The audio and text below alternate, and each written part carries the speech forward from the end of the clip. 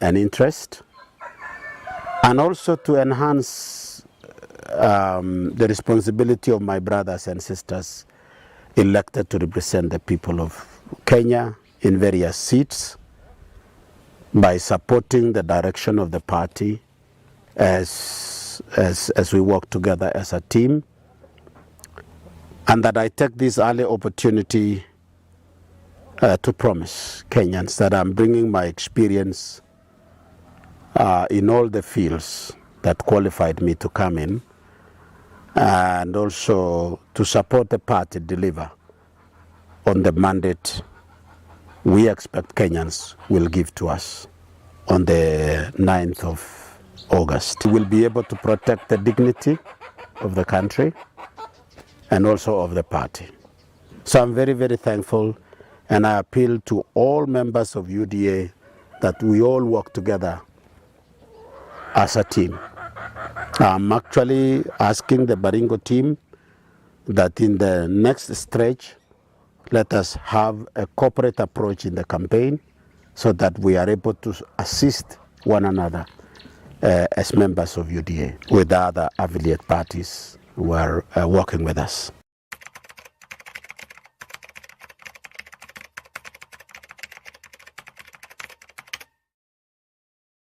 The election of 2022 is a unique election since 1963.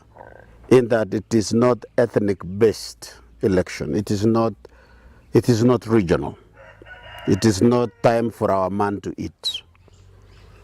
If you listen to the leading candidates, which of course I am affiliated to the Kenya Kwanza, you listen to our presidential candidate and our philosophy that drives the campaign is an issue-based.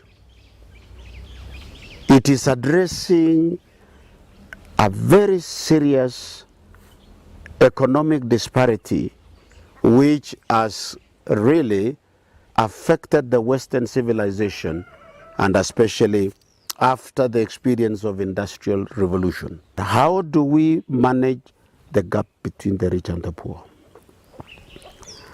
And Kenya Kwanza is coming out with what they call bottom-up system of economy, so that we minimize dependency syndrome to external factors and encourage participation of the citizen in the creation of economy in the country. And they have adopted what they would call in economy, I'm told, proto-capitalism. Proto-capitalism has three phases. One is laissez-faire, that is the free market and survival of the fittest. Then the second one is about government in just putting investment into the hands of citizens to be able to generate economy. And I think this is where our economists have come from. That we would like to cause an activity amongst the base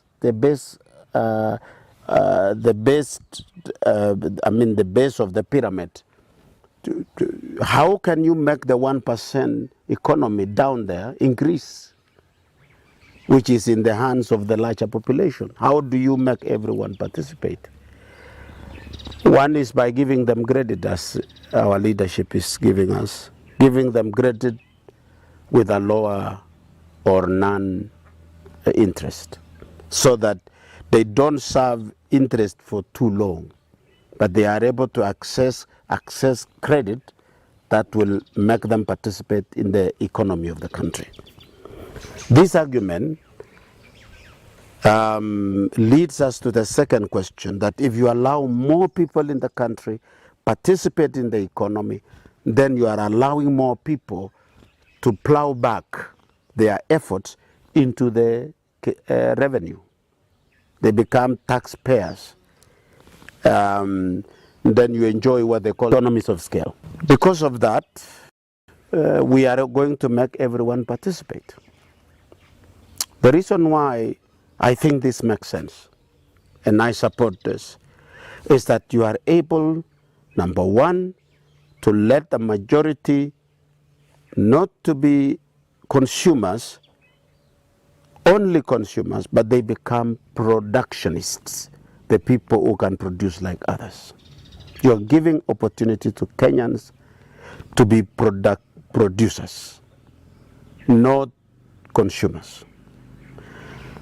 They consume what they produce, and therefore the rate of consumption and production are almost the same. Second, you are giving the benefit to the country that every citizen is contributing to the economy of the nation by expanding the revenue collection base. It makes sense to me. Makes sense to me. And the third point why I think this is the right formation is that with this we are able to expand the ownership of the country. The ownership. You have heard people say tunavumilia kuwa wananchi. We don't have to vumilia. We need to own the country. So it enhances that ownership. And when you spread ownership, and in modern management, they have changed the term from workers to owners of businesses.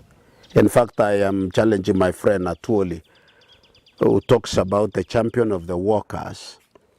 You know, the world has redefined that particular term, because we are not in the crude industrial time where we had the owners of the company versus the workers who became only beneficiaries of salaries and what you call allowances and so on. In modern concept of management, we no longer have workers versus owners. What we have is that we have shareholders versus stakeholders. Stakeholders, people with a stake in the generation of economy. So, and one of the principles that guides the new concept in management is by making everyone participating in the chain of production not only a beneficiary but a stakeholder. He has or she has a sense of ownership.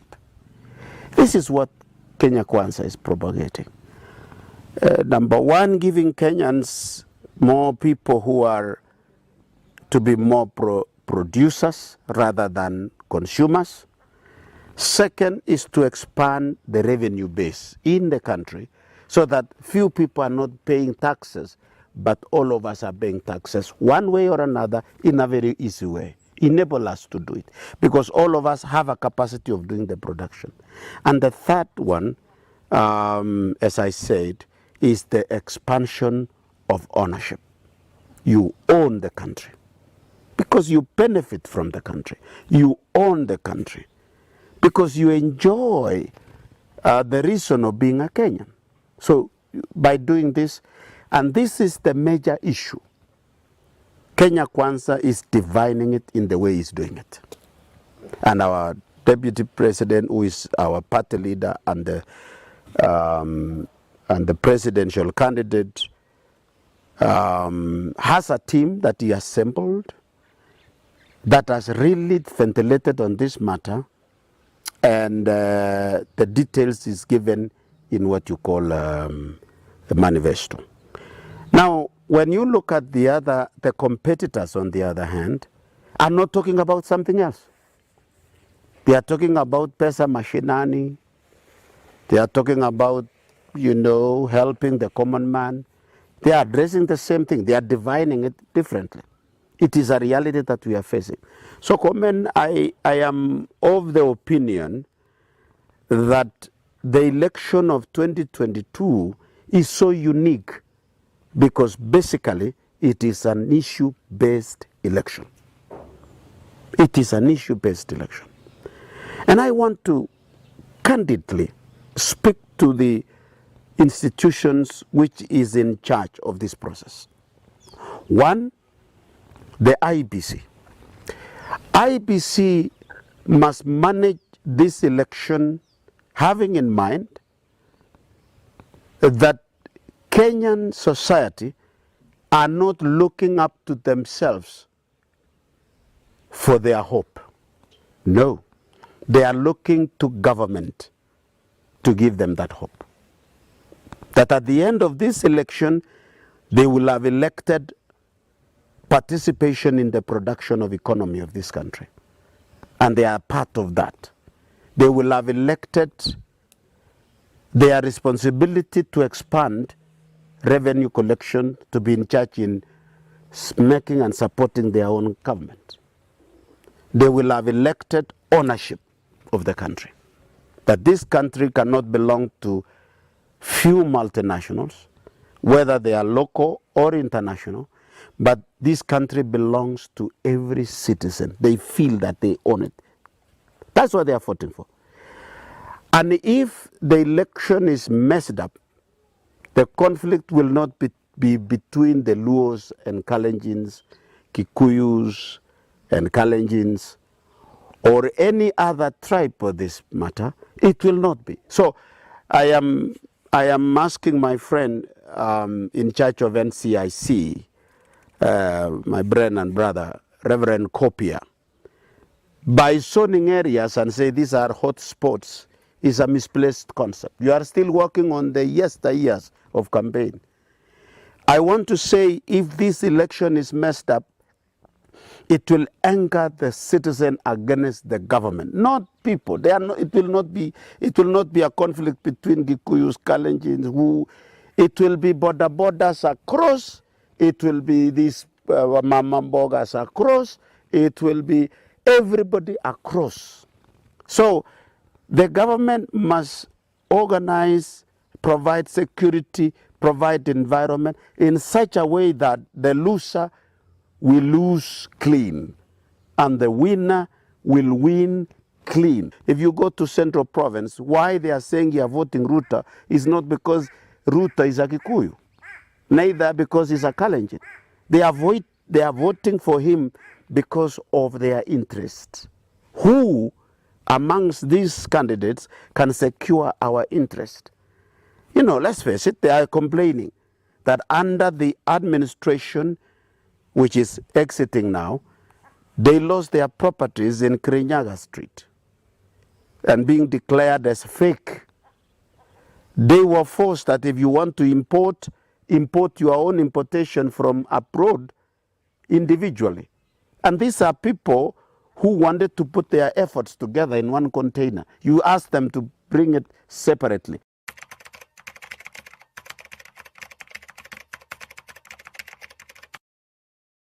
The government of Kenya is one. We don't have two types of government. In fact, I hear people talking about we have 47 governments. In fact, others are talking about 48 governments. That is a very naive way of interpreting. We have only one government. That's the first statement which needs to come out. We have one government in Kenya. The second thing is the characteristics of that government. They say it is a two-tier system of one government. Two-tier.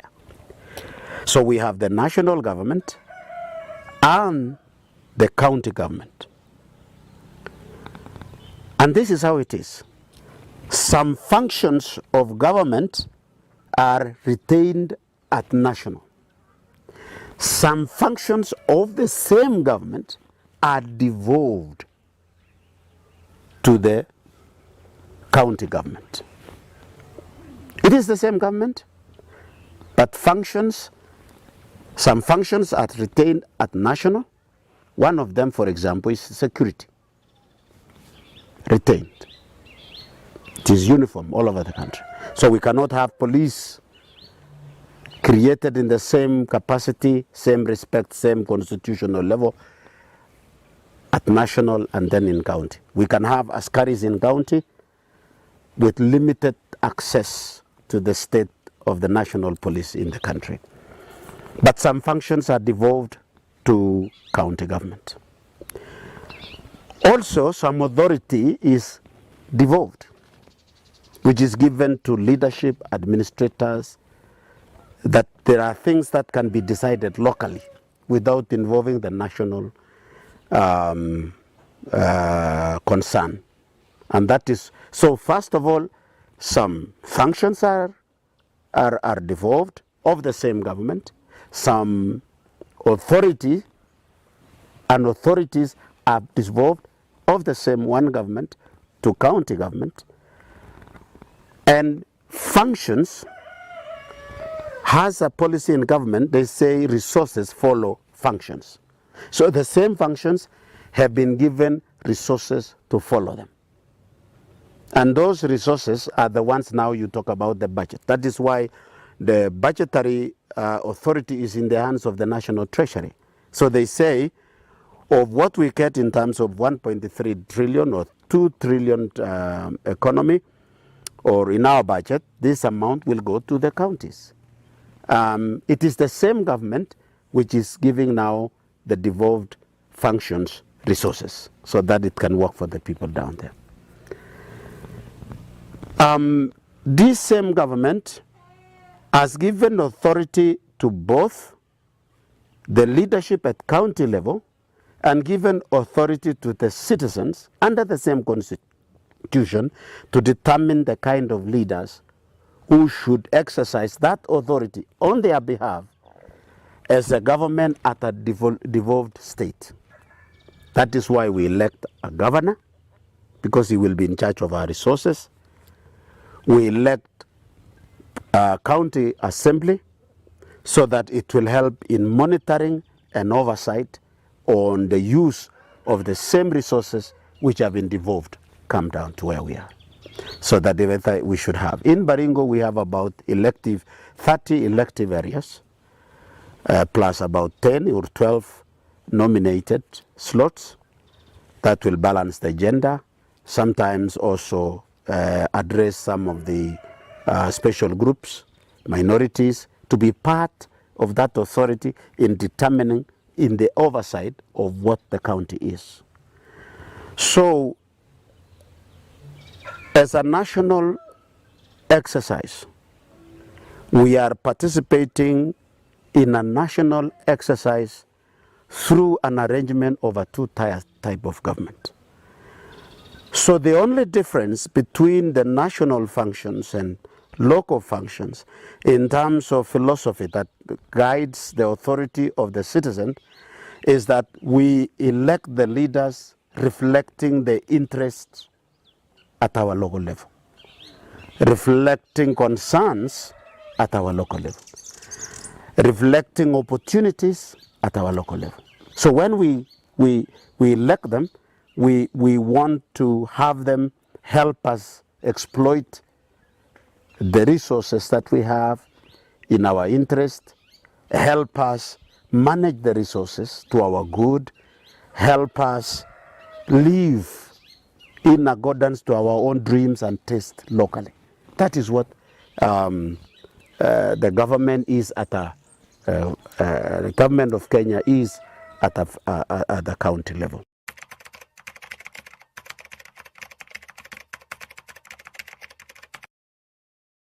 Baringo is a county of great opportunity. That's why, and that must guide us in election. We have a variety in agriculture.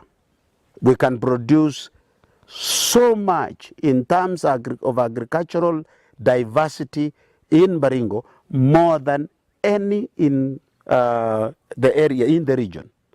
We have a hill called Tugen Hills, which pours water to the east and to the west in the same county. We are able to grow fruits.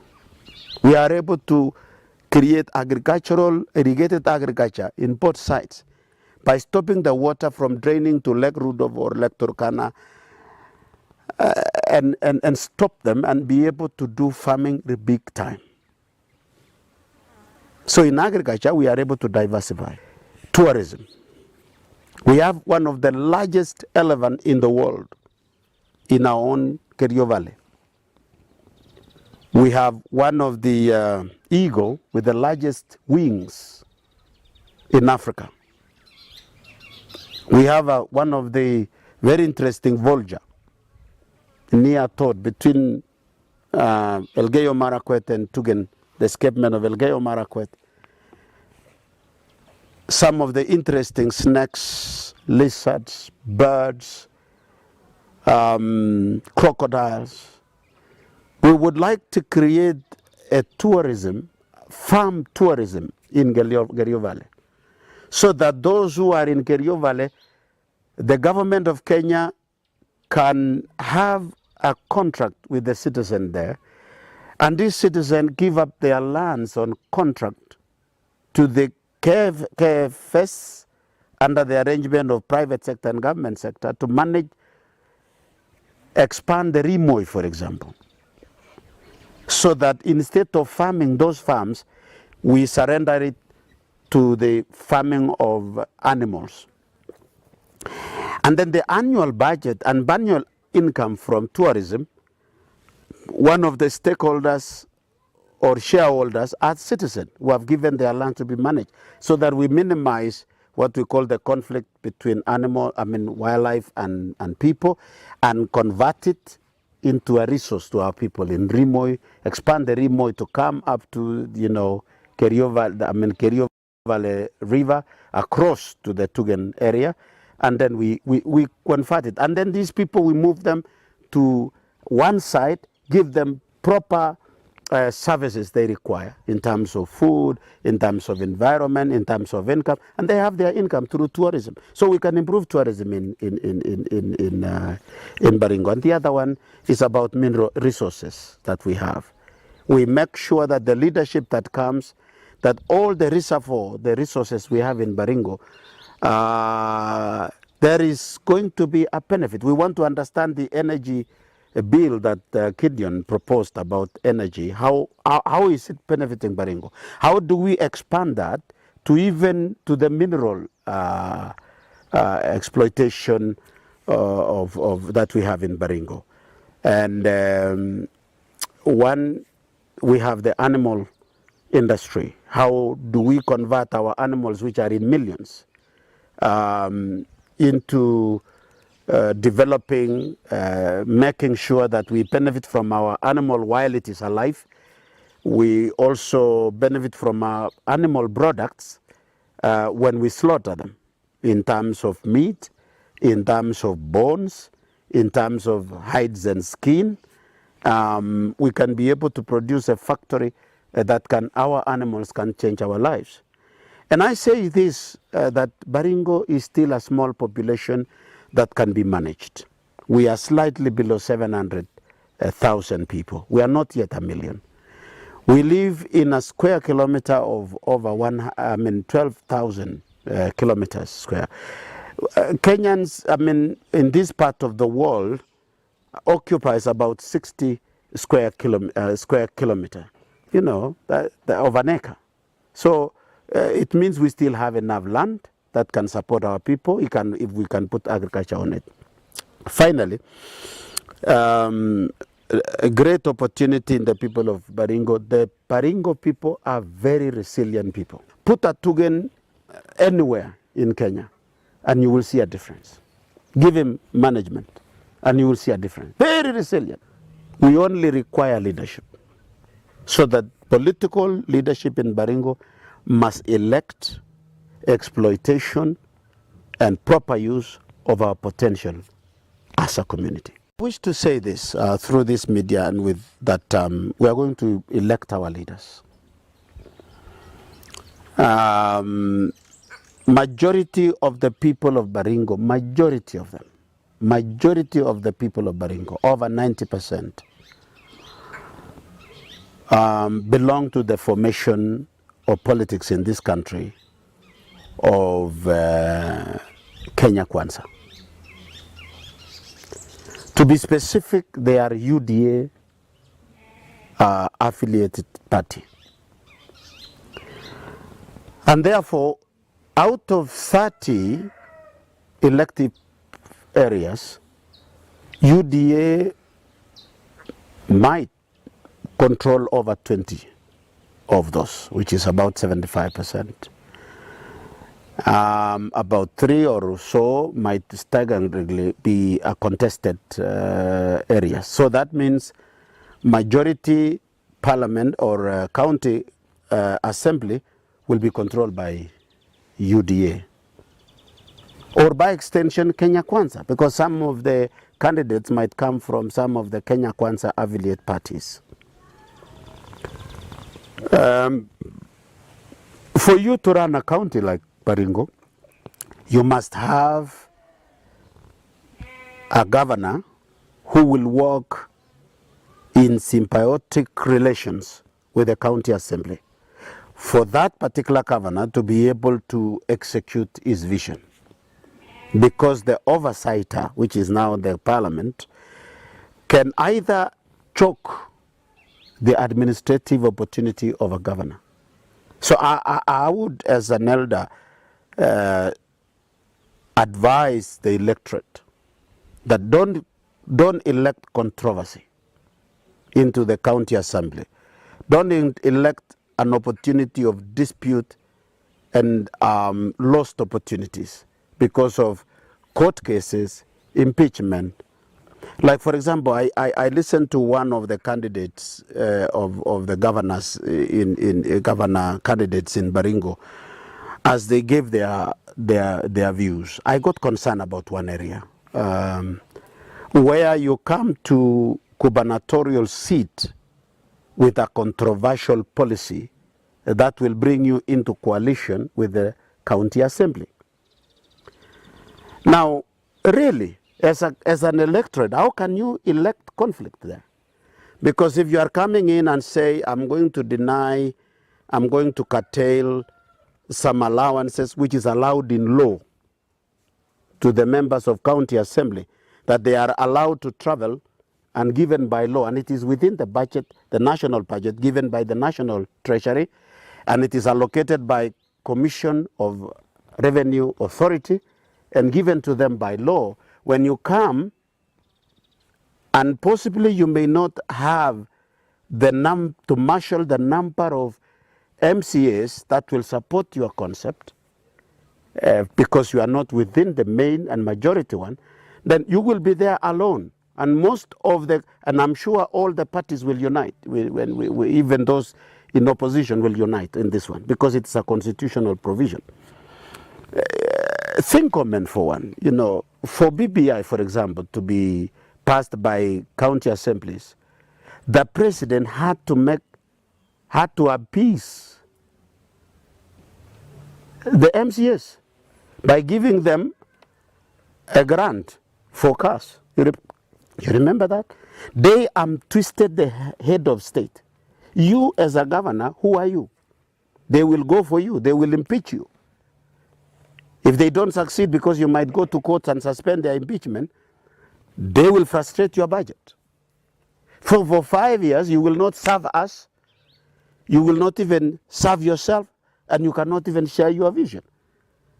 So I'm advising the electorate to choose between confusion for the next 5 years or choose candidates or a candidate that is going to, although we will have problems, that means, we are not taking the oversight role of parliament or county assembly from oversighting the executive, and really even a member of UDA can be impeached if you mess up with a kind.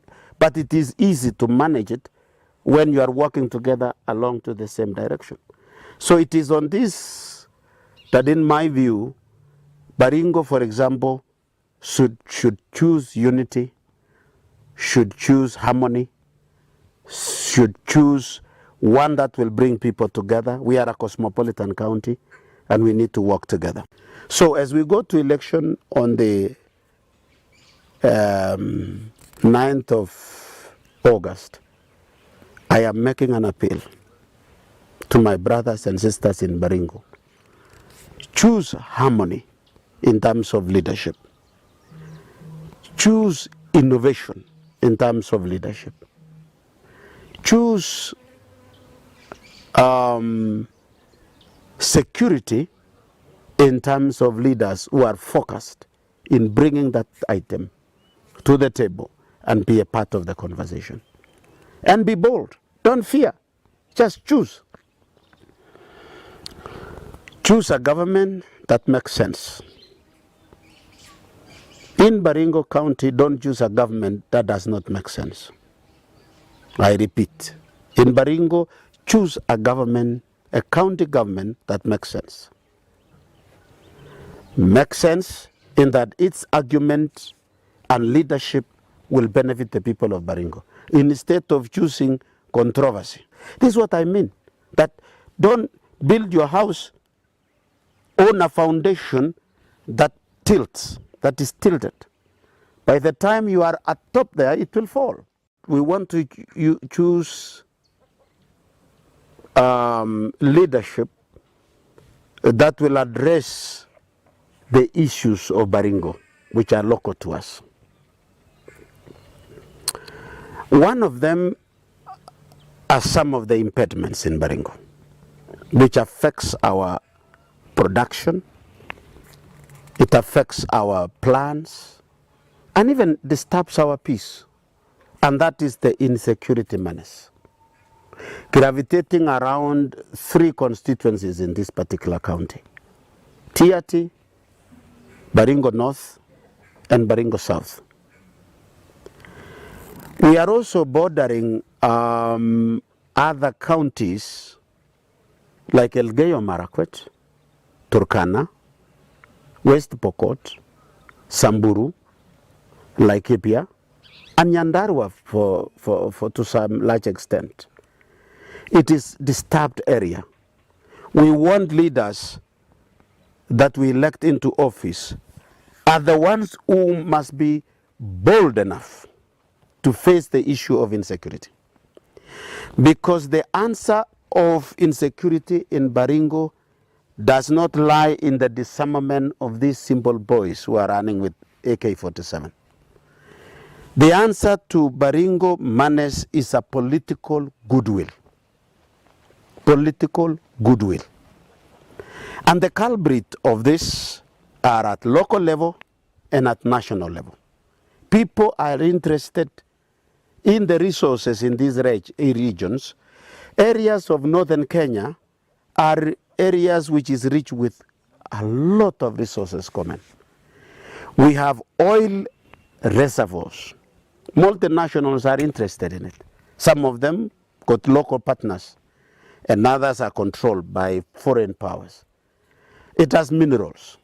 It has geothermal.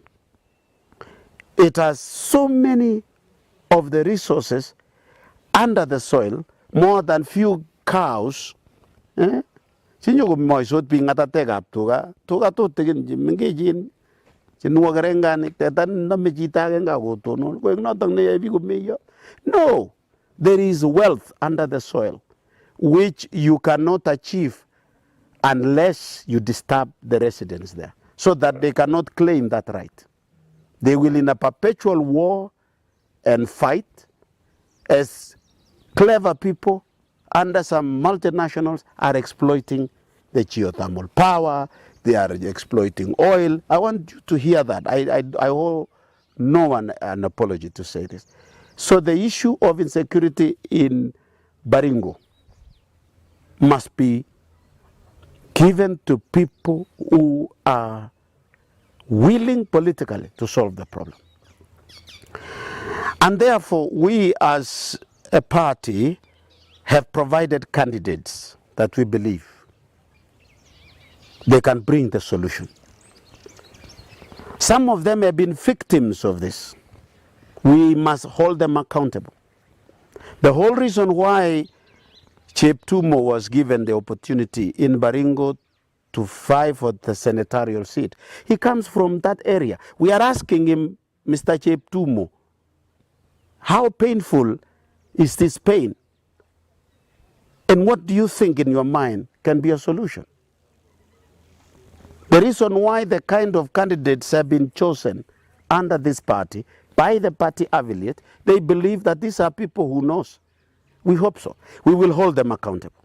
After 5 years, we as a party, we will relook at again and say, did we succeed or we didn't succeed? Therefore, we would like to have a governor, we would like to have a women rep, we would like to have a senator who shares in the concern of insecurity in Baringo.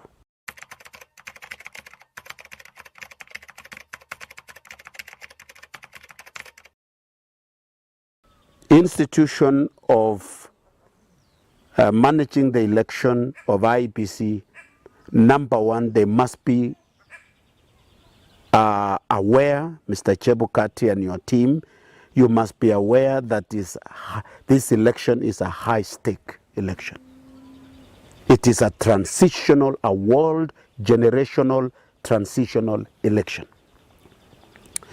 Second, the government of Kenya is morally bound, legally bound, to create an environment within which this election will be carried out void of any personal interest in it. So appealing to His Excellency the President that let him manage and become the face of government, notwithstanding his interest which he has declared, let him not really overstate it, because Kenyans have known it, and let him guide the process in a manner that will be seen to be neutral, that the government will be neutral arbiter in the process. Therefore, members of security personnel must not be seen to be partisan, civil service must be neutral, and then these servants, civil servants, some of them lack some basic training in managing state and statehood. In this situation, I'm appealing to those who are in charge of management of the country, security factors, not to make Kenyans feel like their hope is going to be subverted. They must show it, that the government means well. What will they lose if any of the parties win? What will government win? Government is a principle that is on perpetuity. It has no beginning, has no end. It will end in the end of time.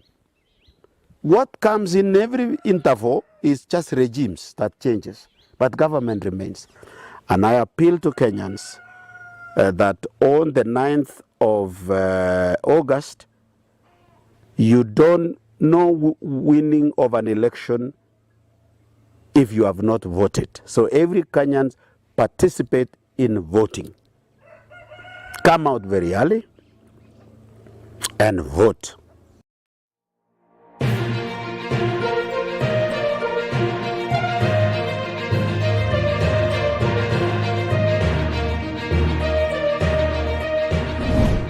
The government of Kenya is one. We don't have two types of government. In fact, I hear people talking about we have 47 governments. In fact, others are talking about 48 governments. That is a very naive way of interpreting. We have only one government. Of all the members of UDA in the country, which are in millions, I consider myself privileged. And I wish to take this opportunity to thank my party leader and the leadership for entrusting me with that opportunity to be nominated to Parliament. With this, we are able to expand the ownership of the country. You have heard people say, tunavumilia kuwa wananchi. We don't have to vumilia, we need to own the country. So it enhances that ownership. And when you spread ownership, we have shareholders versus stakeholders. Stakeholders, people with a stake in the generation of economy. In Baringo County, don't choose a government that does not make sense. I repeat, in Baringo, choose a government, a county government that makes sense. Makes sense in that its argument and leadership will benefit the people of Baringo, instead of choosing controversy. Mr. Chebukati and your team, you must be aware that this election is a high-stake election. It is a transitional, a world generational transitional election. As we go to election, we have faith our party will perform very well.